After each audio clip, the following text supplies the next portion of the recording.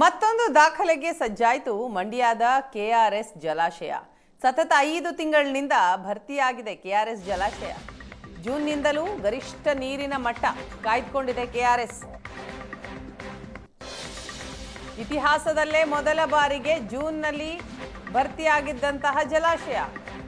ಜೂನ್ನಿಂದ ಸತತ 150 ದಿನಗಳ ಕಾಲ ಕೆಆರ್ಎಸ್ ಡ್ಯಾಂ ಭರ್ತಿಯಾಗಿದೆ.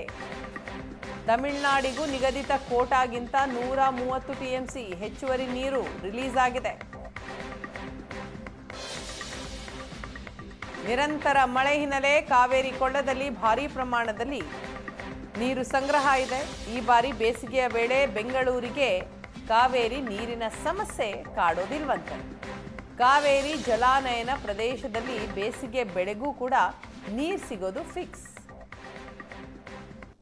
ಈ ವರ್ಷ ಹಲವು ವಿಶೇಷತೆಗಳಿಗೆ ಕಾರಣವಾಗಿದ್ದ ಕೆಆರ್ಎಸ್ ಜಲಾಶಯ ಕಳೆದ 150 ದಿನಗಳಿಂದಲೂ ಕೂಡ ಭರ್ತಿಯಾಗಿ ಮತ್ತೊಂದು ವಿಶೇಷಕ್ಕೆ ಕಾರಣ ಆಗಿದೆ. ನಾನೀಗ ಮಂಡ್ಯ ಜಿಲ್ಲೆ ಶ್ರೀರಂಗಪಟ್ಟಣ ತಾಲೂಕಿನ ಕೆಆರ್ಎಸ್ ಜಲಾಶಯದ ದೃಶ್ಯಾವಳಿನ ನಿಮಗೆ ತೋರಿಸ್ತಾ ಇದ್ದೀನಿ. ನೀವು ದೃಶ್ಯಗಳಲ್ಲಿ ಗಮನಿಸ್ಬೋದು.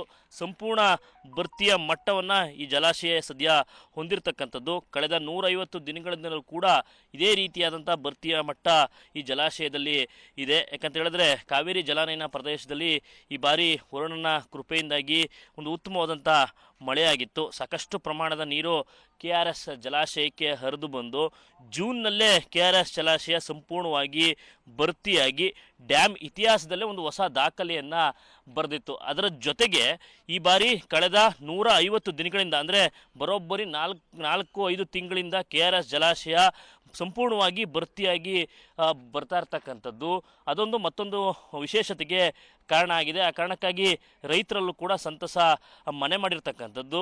ಅದರ ಜೊತೆಗೆ ಏನು ತಮಿಳುನಾಡಿನ ಜೊತೆಗೆ ಒಂದು ನೀರಿನ ಒಪ್ಪಂದ ಏನಾಗಿದೆ, ವರ್ಷದಲ್ಲಿ 177 TMC ನೀರನ್ನು ಕೊಡಬೇಕು ಅನ್ನುವಂಥದ್ದು.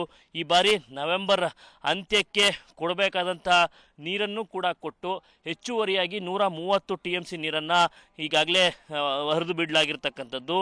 ಅಂದರೆ ಈ ಬಾರಿ ಆ ತಮಿಳುನಾಡಿನ ಜೊತೆಗಿನ ಆ ಒಪ್ಪಂದವು ಕೂಡ ಮುಗಿದು ಹೆಚ್ಚುವರಿಯಾಗಿ ನೀರನ್ನು ಕೂಡ ಜಲಾಶಯದಿಂದ ಬಿಡಲಾಗಿರ್ತಕ್ಕಂಥದ್ದು. ಈ ವರ್ಷದಲ್ಲಿ ಯಾವುದೇ ರೀತಿಯ ತಮಿಳುನಾಡು ಜೊತೆಗೆ ಖ್ಯಾತೆ ಕೂಡ ಇರೋದಿಲ್ಲ.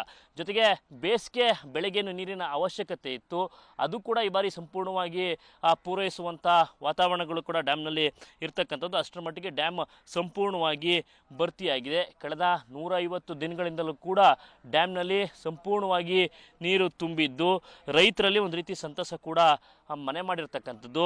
ಒಟ್ಟಾರೆಯಾಗಿ ಹೇಳೋದಾದರೆ ಈ ವರ್ಷ ಹಲವು ವಿಶೇಷತೆಗಳಿಗೆ ಕಾರಣ ಆಗಿದ್ದಂಥ ಕೆಆರ್ಎಸ್ ಜಲಾಶಯ ಜೂನ್ನಲ್ಲೇ ಭರ್ತಿಯಾಗಿ ಒಂದು ಹೊಸ ದಾಖಲೆಯನ್ನು ಬರೆದಿತ್ತು. ಇದೀಗ 4-5 ತಿಂಗಳಿಂದ ಅಂದರೆ ಬರೋಬ್ಬರಿ 150 ದಿನಗಳಿಂದ ನಿರಂತರವಾಗಿ ಭರ್ತಿಯ ಮಟ್ಟವನ್ನು ಕಾಯ್ದುಕೊಂಡು ಮತ್ತೊಂದು ವಿಶೇಷತೆಗೆ ಸಾಕ್ಷಿ ಆಗ್ತಾ ಇದೆ. ಕ್ಯಾಮ್ರಾ ಪರ್ಸನ್ ಮಹೇಶ್ ಜೊತೆ ನಂದನ್ ರಾಮಕೃಷ್ಣ, ಏಷ್ಯಾನೆಟ್ ಸೋನ್ಸ್ ಕೆಆರ್ಎಸ್.